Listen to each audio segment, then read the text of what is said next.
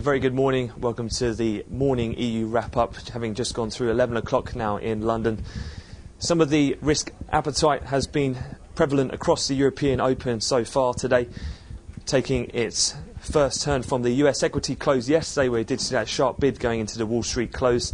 The Asian equity markets all finished in positive territory, and so far in Europe that has continued, with most of the major indices as well as the Spanish IBEX and FTSE MIB over 2% gains, being driven mainly by the basic materials sector, so a stark turnaround from yesterday's losses, as WTI crude futures are currently trading up over $2 on the session, and spot gold also sitting up at around its session high.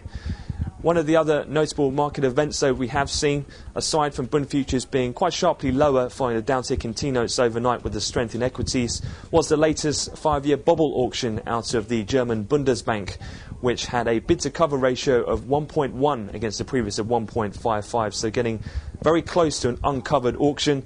However, analysts have come out and been pretty quick to talk about that actual auction and put it down more so to the unattractive yields given the record lows that we've seen throughout this week, rather than any fundamental problems wrong with the German economy. So we have seen a bit of a bounce off those initial lows. As well, we've seen a Portugal 5-year bond going off without any real trouble at all. The yield was slightly higher, but pretty much as to be expected. The bid-to-cover ratio relatively strong at 1.8, which was in line with the previous.